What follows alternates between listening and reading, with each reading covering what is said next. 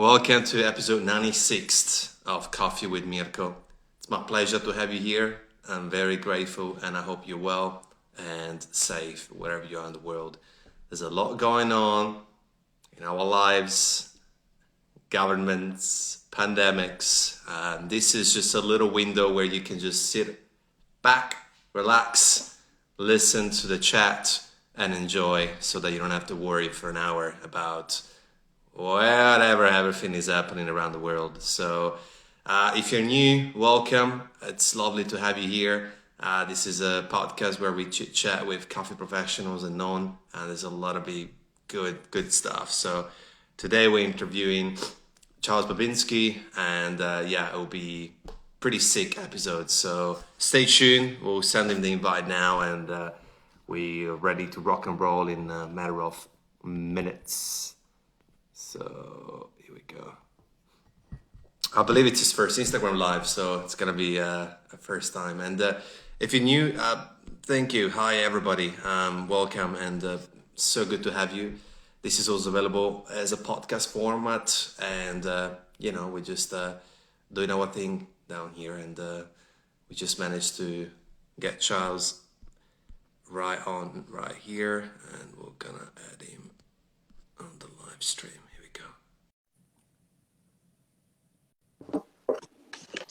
Hello. Hello, good evening. Good evening. Good morning. Yes, you got it. Man, I love the, I love the vibe. It's good. Yeah. Love the beanie. It's necessary because it's like 40 degrees right now. And it's pretty cold.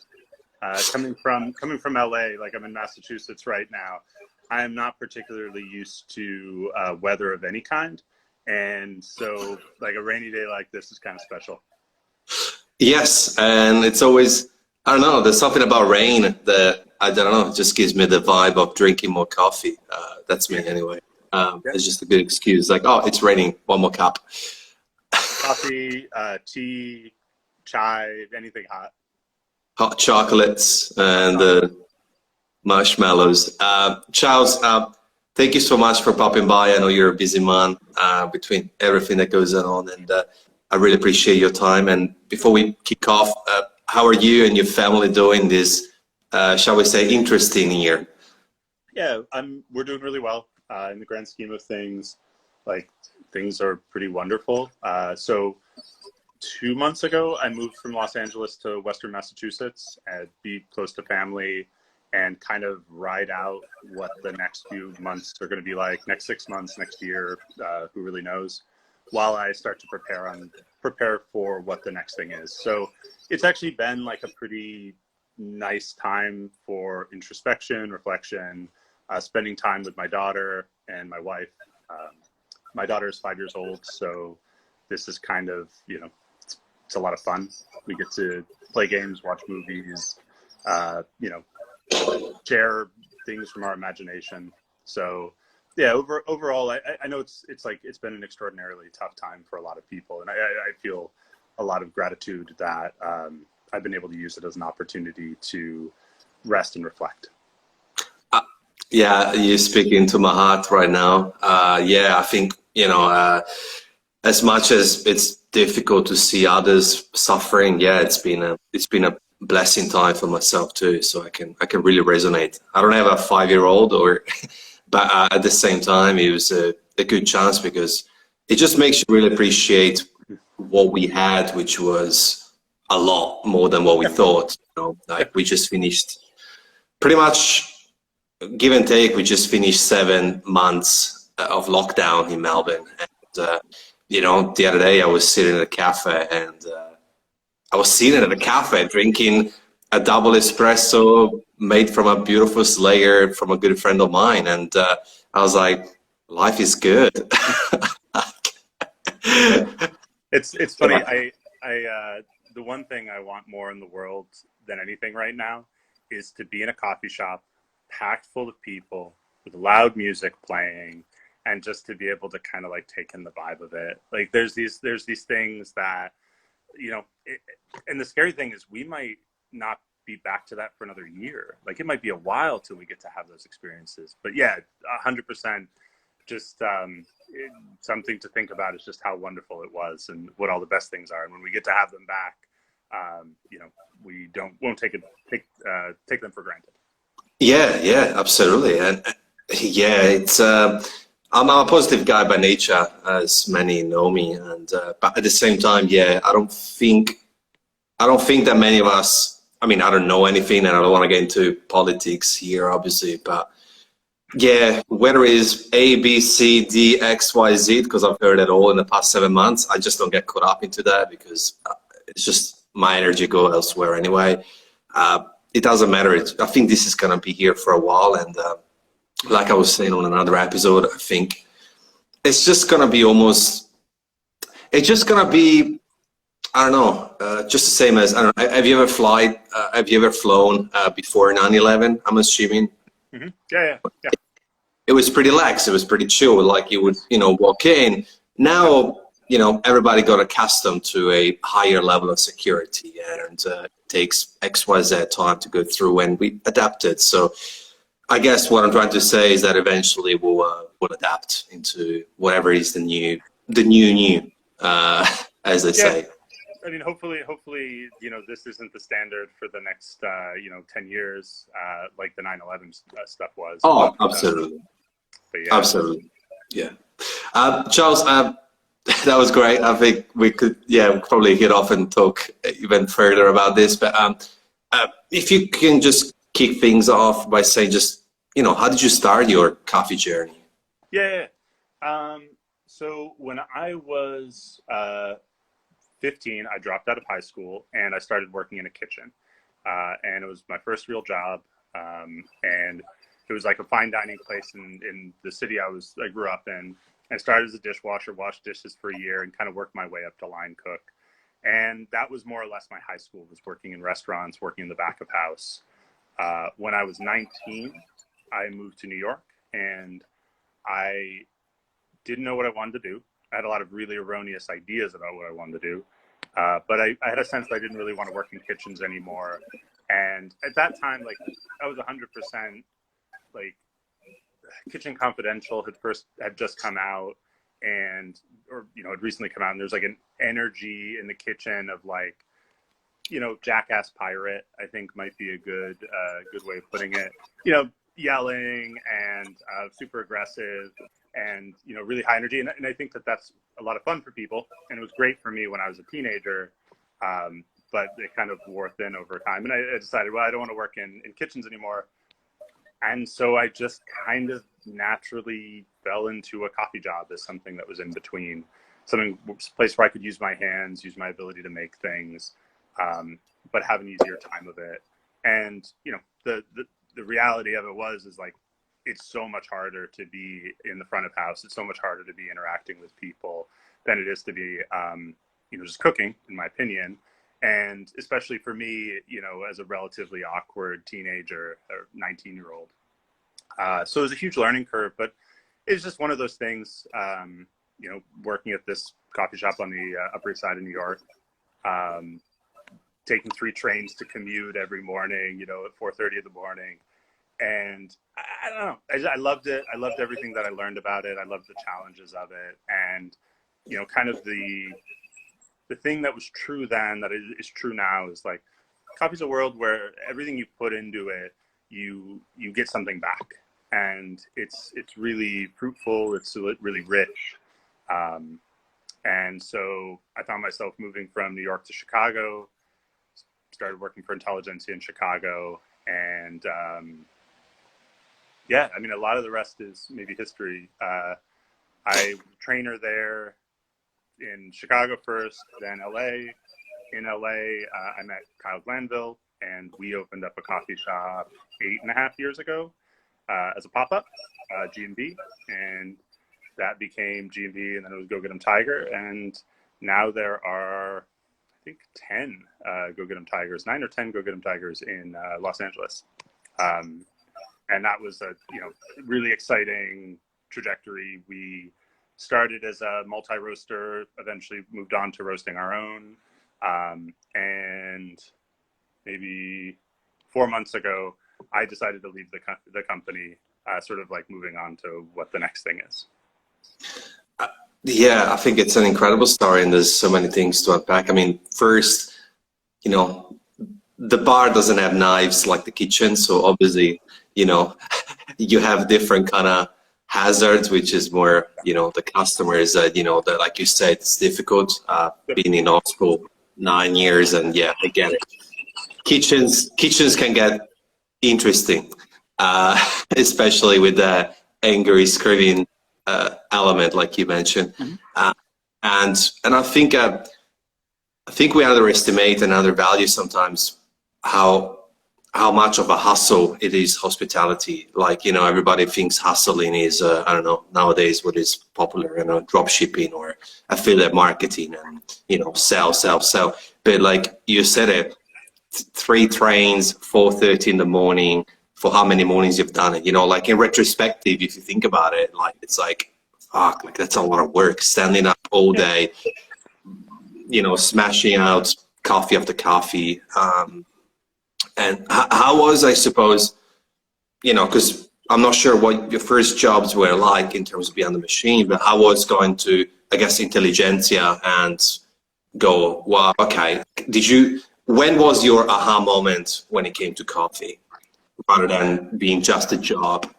Yeah, you know, I don't know. I always like, I don't think I had quite an aha moment in the same way, because I was a person where I think in general, I'm the sort of person where if you drop me down in the middle of nowhere, I'll find a way to make myself busy. And so there was never, I've never been particularly reflective as far as like, you know, what does it mean? What am I? Where am I headed? What am I going to become?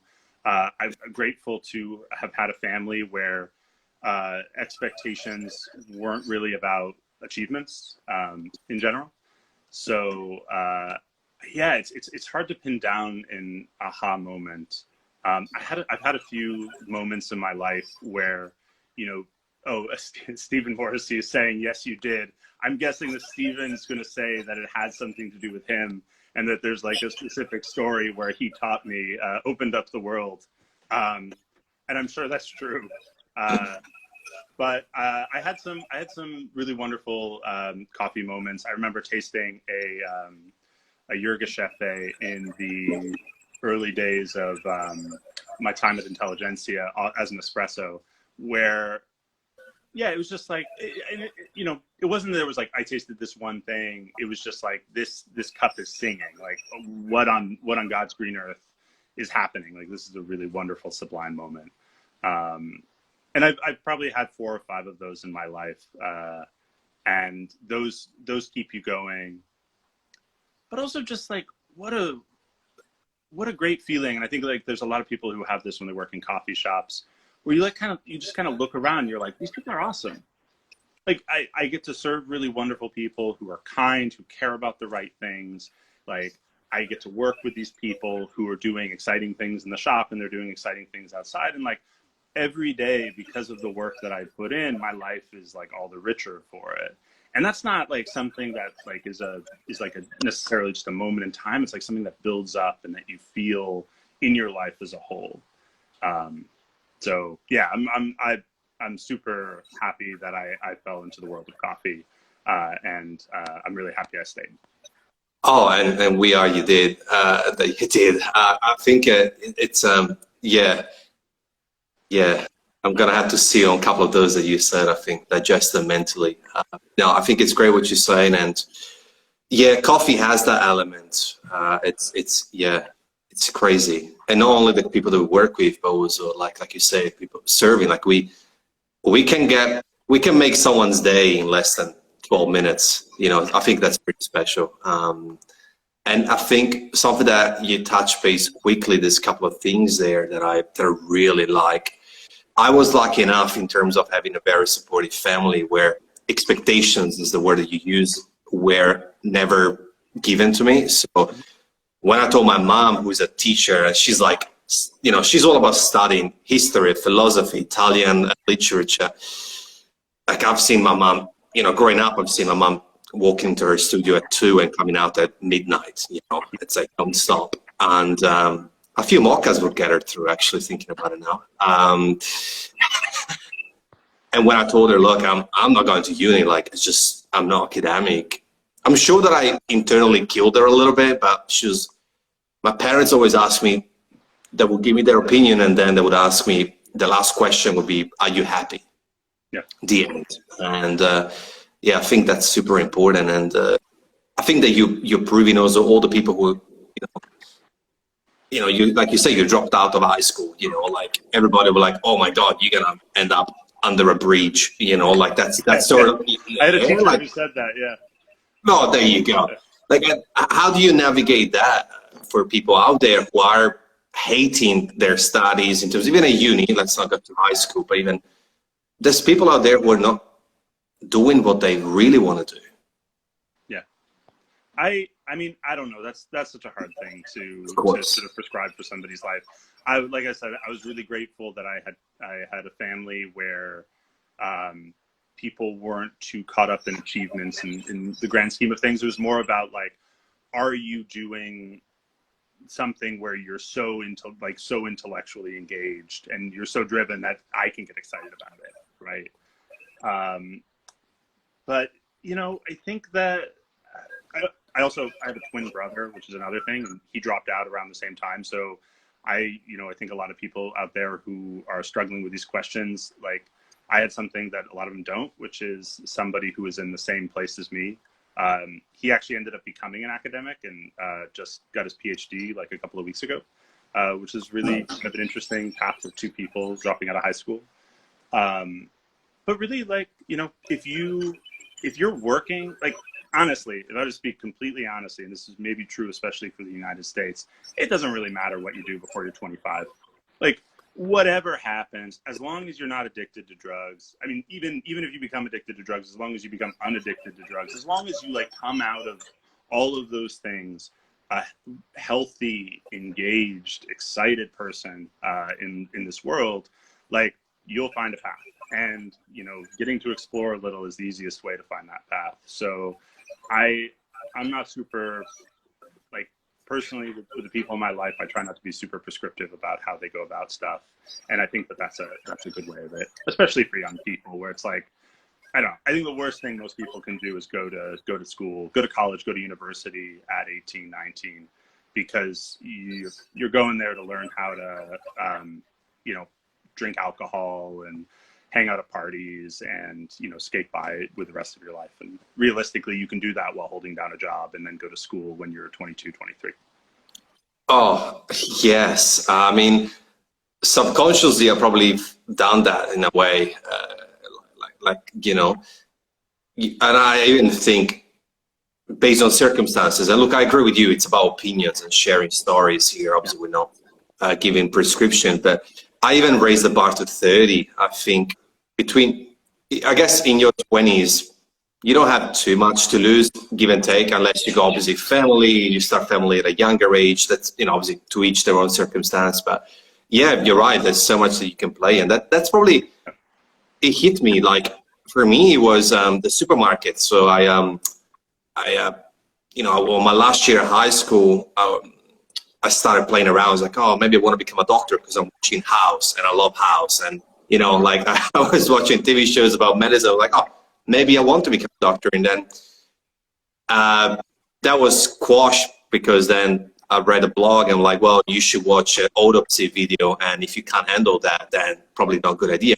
I'm glad that I did, because I was like, oh, no, I can't deal with this. But then at the supermarket, I was waiting in line checkout, and I was talking to the lady that I was super local in a small town when you grow up in a small town, and she started saying how she had a PhD and a master's, and it hit me. I was like, well, I'm gonna invest 3, 5, 6 years onto a topic, but can still perhaps end up, and nothing wrong working at a checkout supermarket. Like, I'm just saying, but I could end up working in construction or hospitality anyway. So I kind of saw doors closing. I was like, nah, I want to have as many doors open to go look, and I decided to close them. And you're right, you can start school at 20, 22, no problem.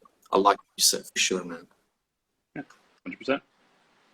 Yeah, this is yeah. I'm not even following questions anymore. It's great. Well, I suppose there's some people would love also to ask you. I don't see VAG in the chat, but competition-wise, what was your take out? Like, when did you decide? Okay, I want to compete. And I think the important question is why? Why you wanted to compete? Yeah, I mean, I competed because it was it was like a thing that I had the chance to do. I mean, this was an intelligentsia where there was a lot of support for people who wanted to do it, and generally speaking, the only thing they asked of you was that you took it seriously, and those opportunities are really, those are the kind of opportunities that I gravitate towards. And if the worst thing that can happen is I make an ass out of myself, which I did, then that's pretty good in the grand scheme of things. So yeah, the first time I competed was, with the old Intelli Chicago crew, Amber Sather, Mike Phillips, Talia Strader, and it was, it was a lot of fun. It was just a really great opportunity. I will admit, I had no idea why I was doing it or what I was necessarily getting out of it, but I loved the challenge, and I guess so. The first year I did it, and I competed through the nationals. Generally, did pretty terribly. Next year, I helped Mike Phillips with his routine instead of competing, and then competed the year after that. And that's at that point was when it started to get more and more serious. Yeah, yeah. I had the pleasure of chatting with him maybe 4 weeks ago. So yeah, there you go. Yeah, no, it's great. And a question that my friend Vag always asks you, who was a good inspiration for you when it comes to coffee competition? Like, who inspired you? I mean, Mike and Steven were the biggest people for sure. I mean, I worked with Mike a lot. Like, I was his coach when he competed in the nationals and the worlds, and we worked a lot together. I really love, like, Steven started working at Intelligentsia about maybe a year in, Stephen Morrissey, and he was really great because he brought to it something that was more about, like, telling a story, like sharing an experience, like something where you're taking it to a level that's a little bit more, I don't know, conceptual than just kind of like trying to tick all the boxes. And so yeah, those two people overall, as far as like how I compete and what I do, are probably the most important. There's also somebody, Percy Ramirez, who was my coach when I competed in LA, is somebody that I got a lot of that, got a lot of like, I had a lot of love for him, and I learned a lot from him in the time when he was my coach. And if anybody out there knows Percy, they'll know exactly why and how. He's just like the sort of person who just brings light into whatever room he's in, and he's the sort of person who like leads in all of the ways where people don't like normally lead. Like he's the guy who gets everything done, who's always stays positive, always is trying to solve problems. So he's in there as well. And the evidence is that the minute you named him, you were smiling, which is great. It's just, yeah, I could tell. And just sticking with here for a moment, Todd is asking, in retrospective, what are the most valuable lessons you learned from competing from the perspective of today? Yeah, 100%. I mean, a couple of things, like when I competed, I came in, I don't know, like the first couple times, first 1 or 2 times I competed, I didn't make top 6, and then 5th, and then I made second 3 years in a row, and that was a really wonderful experience as far as just having to kind of like get over my own bullshit in a lot of ways. And I gained a lot personally from looking at, why did Katie win and I didn't, right? Why did Pete win and I didn't? Why did Layla win? And, through that, gained a lot of respect for them, gained a lot of respect for aspects of coffee professionalism that I didn't really like give enough consideration to. So that's something that I still feel like I get a lot of value from. The other one is you know, people give guff to barista competitions because they don't make sense compared to real service, and that's generally true. But in a way, it's the furthest. It's complete horseshit. What they have in common is in a barista competition, you are 100% responsible for every aspect of your service. And when you dive into each one of those things and you care about each one of those things and you look to see how people respond to them, like how do they affect the overall experience? When you start to like conceptualize what you're doing as creating an overall experience, right? And you grade yourself on that. That's what having a coffee shop is. That's the experience that once you start to bring that stuff to your experience on the bar, as a barista, as a manager, as an owner, like that's where the exciting stuff is. That's how you get to do really cool, fun things, and that's how you get to I don't know, like give back to a community or be a part of a community that's really exciting and rich. Yeah, I loved it, and I'm actually gonna. Yeah, you gave me an idea of something. Yeah, that I'm gonna ask you in a second. Just because we just hit the halfway mark, and we usually ask a out of the box ritual question. It's okay. It's not that scary. If you could, who would you like to have dinner with? And it can be anybody. Coffee or non-coffee related, it doesn't matter. It's your dinner. You know, I would probably. That's a terrible question for me, and I greatly apologize. I would love to have the people I would love to have dinner with are all the really wonderful people in my life that I don't get to see enough of, and like right now I'm feeling missing all the like great people in LA. And you know, Jamie Lau, Mike, Zakia Mason, who's in charge of the coffee at Go Get 'Em. Like that's if I could have anybody over for dinner, it'd be one of those people, and I would just be overjoyed to see him in person here in Western Massachusetts on a rainy day. On a rainy day, yeah, that's a great answer. It's just a little breakthrough from yeah. I love asking the question. But to the whole thing of like. What would you say? Like, I want to, meet this, Dick Feynman or like some great person from history.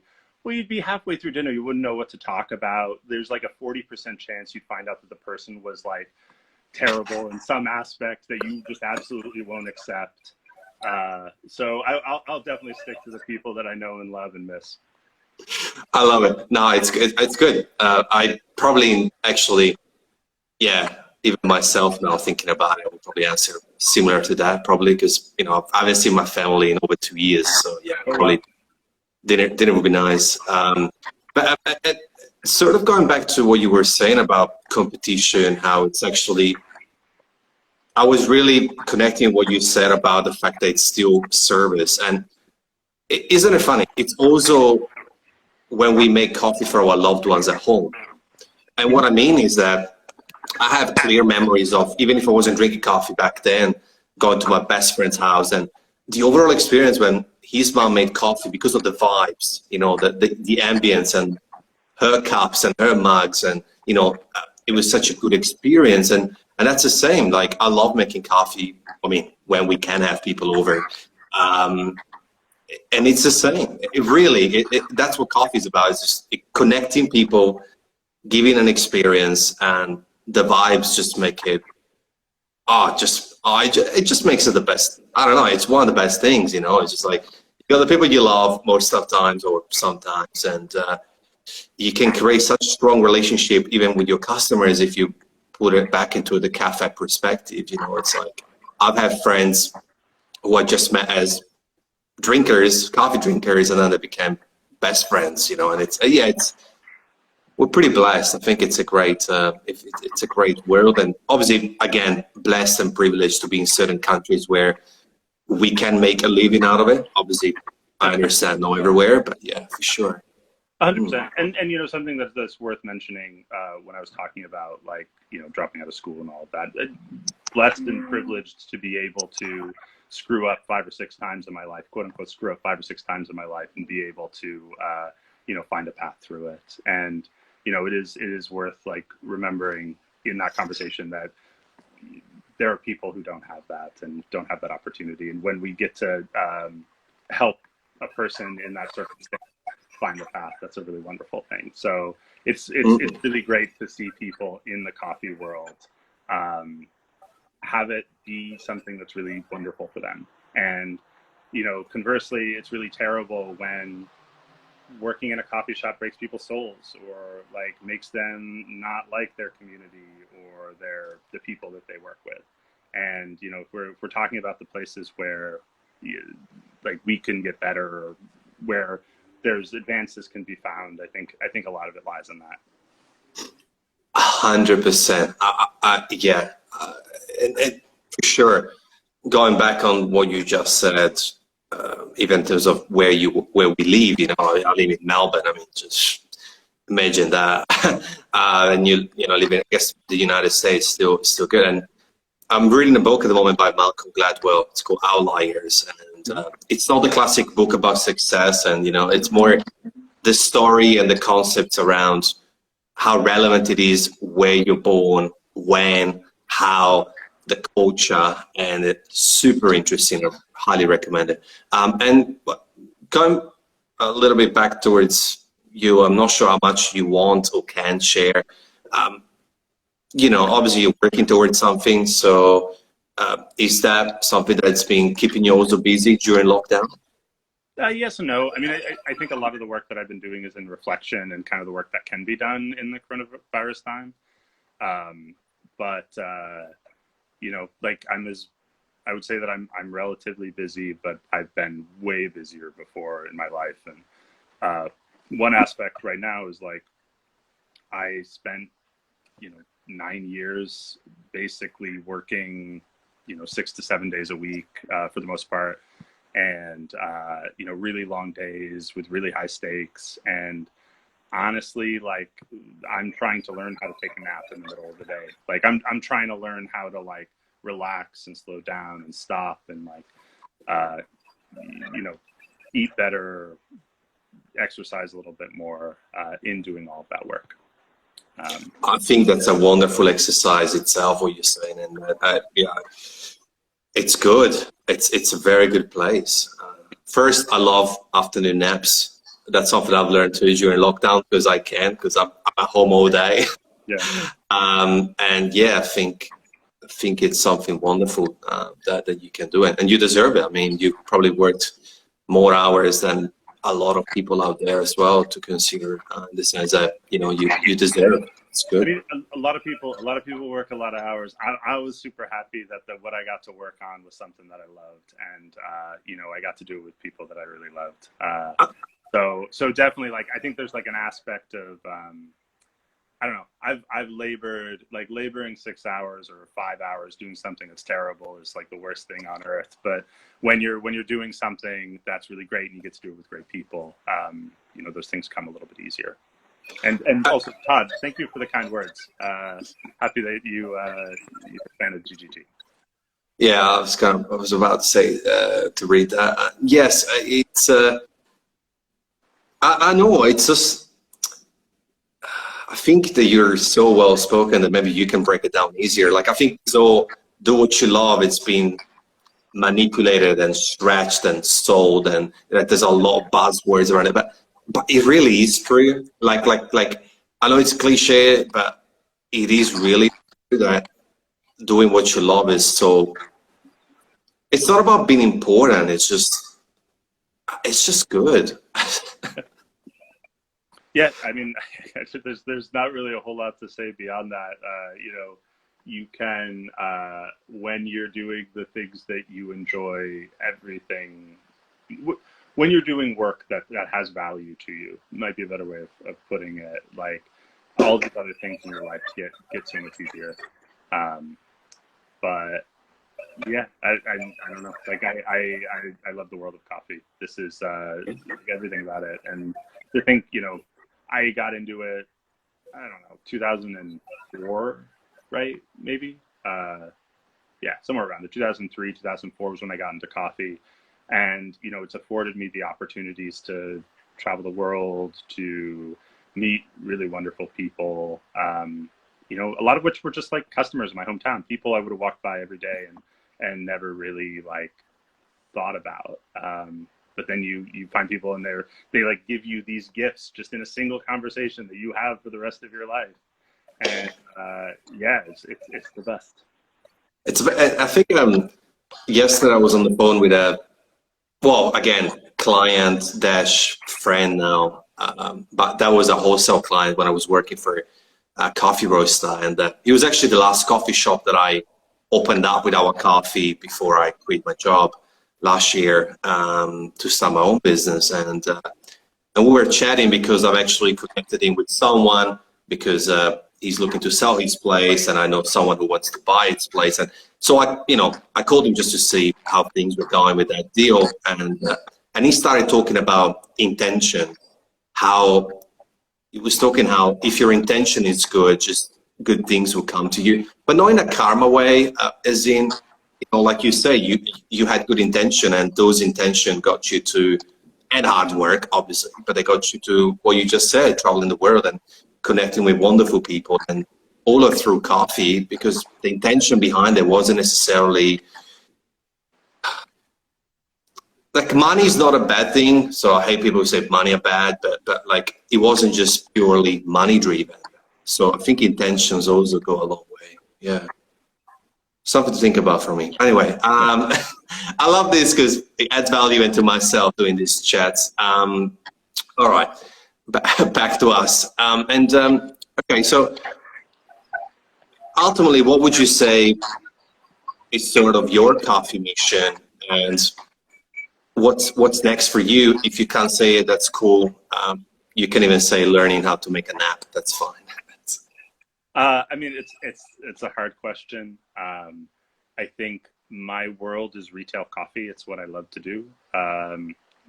Retail, like coffee shops. I love coffee shops. I love to be in coffee shops. I love to work in coffee shops.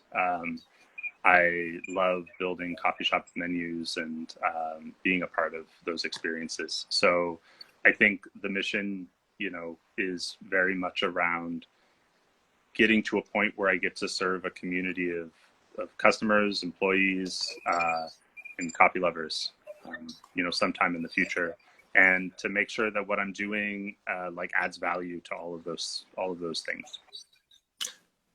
Perfect. Thank you. And I think what is wonderful about that statement is that you know what you love aside from coffee, because I think that loving something is not necessarily enough in certain ways, because in coffee you can do so many, in any industry you can do so many things. I think soccer or football is a great example. You can become commentator, a journalist, a photographer, a TV personality, the actual sportsman, a coach, osteopath, dedicated to sport. Like, there's so many little things, and narrowing down by trying and open different doors and understand, what, in your case, I love retail coffee. It's great. I think it's a great place to be. Also, like in coffee, like if you work in the coffee industry, you spend a very small amount of time tasting coffee, and you probably spend a small amount of time making coffee as well, in like the grand scheme of things. So, you gotta love all of the other stuff, and the way I always think of it is like, in any job, there's like a humongous pile of crap that you just have to shovel. And if you like doing that in whatever industry you're in the right industry. So the things that are hard for other people about the retail coffee experience, angry customers, like busy hours, dirty bathrooms, like, it's all stuff that I'm in some cases overjoyed, not with the dirty bathrooms, but with the other stuff, overjoyed to handle, and in all cases willing to do so with a smile. Lovely. I love it. And it almost like, I don't know, like, this is my personal memory when I was still behind the bars. I mean, it's just every day feels like I don't know. Every day feels like the first day of school. I don't know. There's almost like a stillness. Even though there's dockets moving everywhere and there's cups and coffee and people, there's a stillness in time. I think that a lot of hospitality people, they look younger than what they are, because I don't know. There's almost like time stops, because every day is, people can see as it's the same. I just think it's just, I don't know. You know what to expect, but you don't know what to expect. I don't know. I love it. Keeps you honest, for sure, to some extent. Yeah. Yeah. Oh, good. I think I got you back. Sorry, you first for a second, but I got you back. And going to coffee, I think something that's important, even at retail, and I would like to ask, your opinion around it, is that coffee is delicious, connects people, it's wonderful, but then it's safe to say that it is a jeopardy between climate change and pricing crisis and everything. And I think that without the people, there's so many people involved in the whole chain, it wouldn't be possible. And we rarely stop and think, the lockdown got us to think about life and all of these things. But with coffee, most people don't stop and think where it comes from and how it got here for only $5, $6, $7, $4 in my cup. Yeah. How retail coffee shops, or in your opinion, of course, can start, giving voice to these people? Well, I mean, that's a really hard thing to say, and not to keep saying that to every question you ask, but this is one where there are so many different people involved along the chain, and it is hard to have one model that serves everybody. The thing that I will say is that I think that we can, I think that something in specialty coffee that we can do, and maybe this is very specific to my generation of specialty coffee in America, is to be less focused on final cup score type quality stuff and more focused on the final customer experience, or the final experience and what that brings. If your values as a coffee shop are to pay your staff well and to, be able to provide certain things for the community and to serve good coffee in that order, you probably don't want to be serving the best coffee in the world, best coffee in the world with air quotes and, all this sort of caveats. But you don't want to be investing in trying to do that, because it's not the thing that you're shooting for. It's not the first thing that you're shooting for. And that, if you're serving specialty coffee to people in that world, you're in our you're in our group. You're in specialty coffee. And I think that there's been a lot of signifiers over the last 20 years about what makes a good coffee shop and what makes a bad coffee shop. And they've generally been, I think, harmful to us as a larger culture. So just having more space for recognizing the value that all of the different sort of iterations of a coffee shop can bring is the place where we can grow the most.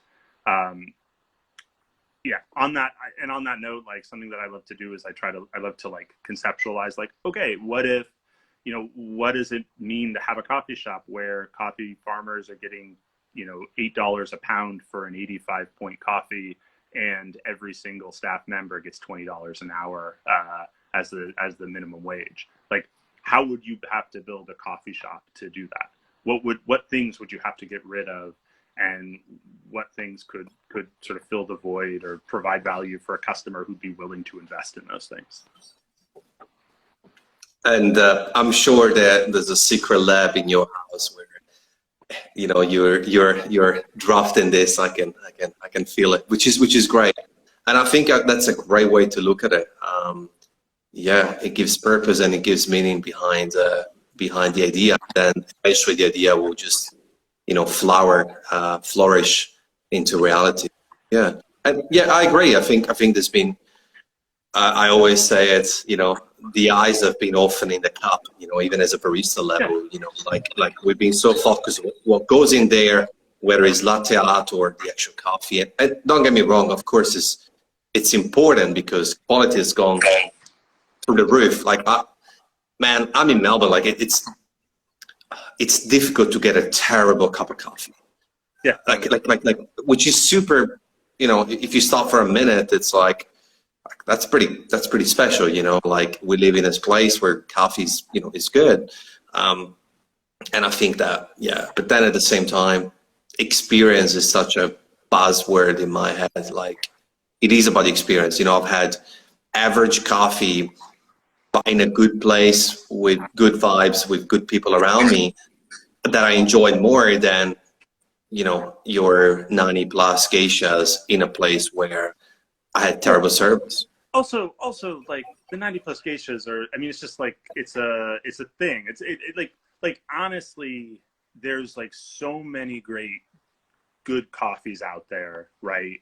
That just don't get recognized as such. And like, I understand it's not like, it's really easy to get on a track of thinking about what's good and what's bad, and kind of creating these binaries in your mind that guide you. And you know, and in my case, I think it took me like 5 or 6 years before I started to even question whether or not any of it made sense, right? And you find yourself like going down these lines of like, I think one was the idea that like you only, you know, we shouldn't have roast flavor in coffee, right? Which is it's something that I ascribe to very much for a period, and like that's just like absurd. It's like fundamentally like absurd that we would look down at that as like this degradation of quality, just as a you know, like for its mere existence, when it's something that A, lots of people love, B, is really delicious, and C, is something that we enjoy in all these other foodstuffs that we partake in on the regular. So I think there's kind of like this moment of like checking yourself and being like, wow, like, do I actually believe all of the things that are guiding my actions and guiding my decisions? And right now for coffee, not just because of the pandemic, right now for coffee is an absolutely wonderful time to do that, because we have a generation of coffee, right? This like third wave generation that just sold out, at least here in America, right? The great majority of those businesses are now owned by much, much, much larger businesses. And while I have a lot of respect for the people who work there, right, and I think that there's a lot of good that's being done, in a lot of ways, the grand experiment is over. Like, we're building the next thing. And now is a really wonderful time to be thinking about what that can be and reassessing every assumption that we carried along through the last 10, 15 years. Word. Yes. Yeah. What you just said just also remind me very quickly that, you know, rule number one in hospitality or services, you can't make everyone happy in the end. You know, there's people who enjoy, who probably would hate that 90 plus, but there's people who can enjoy that. So it's just that the acceptance of that fact that we can't make everyone happy is probably that. But yeah, I mean, I got some delicious 90 plus that was gifted to me from my partner, and you know, I've been loving them, you know, and I've been drinking it in almost like a ritual way. But again, I get it's not for everybody. And but Charles, thank you so much for popping by. I think we got about 6 minutes left. It was a really dive deep into interesting spots, and I feel that if I was right there at your place now, we could probably carry on the chat, but you got family and you're already given us a good 55 minutes of your time, which I'm super appreciative of. So thank you so much. One second, maybe we could do this a take two on I decided I'm going to have season 2 after episode 100, because I need to focus on my second project a little bit more. So I was like, oh, I better close season 1 eventually. And maybe on season 2, we could have an episode with you, and maybe by then your next project is alive and we can sort of do something related to that. And if there's anything that you left off the table, please, you know, I always like to leave 5 minutes, because Instagram shuts it all down in 30 seconds countdown, which is quite cutthroat. Wow. Wait, shuts it down at an hour? Yeah, at 60 minutes, it's finished. And you got to restart again. So yeah, that's why to me, I'm always like, okay, we got 5 minutes left. Well, I mean, there's a lot of really exciting things to talk about in the grad coffee world. I think like you touched on something a little bit when you're talking about the 90 plus, and the development of these like different categories of flavor. And that's like an area where like I don't love those coffees. Like I generally speaking, I think that they're kind of garish and like not as special as the ones that I love, but they're a really distinct category of flavor. And something that I was guilty of in the past was like creating a linear progression of what's quality, right? And instead of thinking of coffee as what it is, which is this really diverse, really kind of exciting mixture of different experiences with different histories. And we have a whole world of people drinking coffee with all of the experiences they've had to pull from to be able to take advantage of those things and share them with people. And I think people are excited about it. So if there's something that I'm excited for in the future, in the next 5 years of coffee, it'll be seeing people diverge more and more from what are the sort of established protocols for how things are made and how they look. I love it, and I think diversity is another word that goes really well with the service industry, because I think that we can really make a difference between different type the groups of people, and the diversity in coffee flavors, the diversity in a lot of aspects. Like we can create it inside a coffee shop.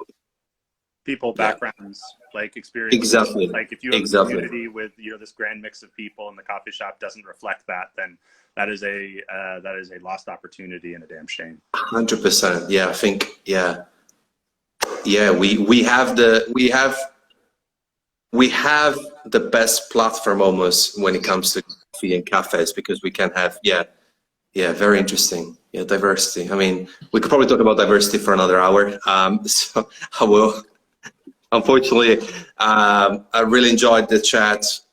Thank you so much, and we all can't wait to see what you've been cooking behind the scenes, and wishing you all the best with learning how to take naps, and enjoy this time, man. Really, I think it's great. Awesome. Thank you.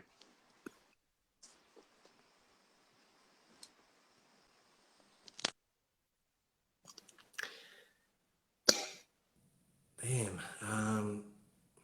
I'm kind of lost for words.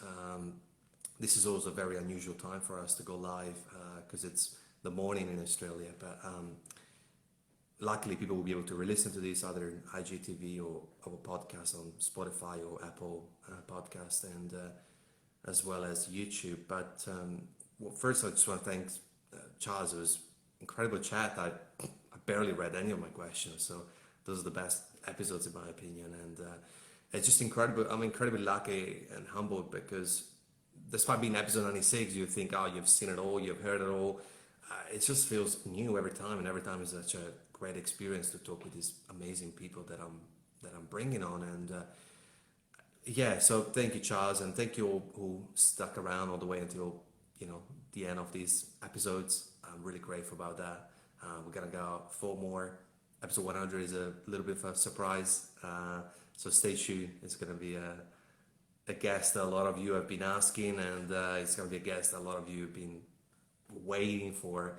So we're definitely going to wait for that. But in the meantime, take care, keep drinking coffee, and look after yourself.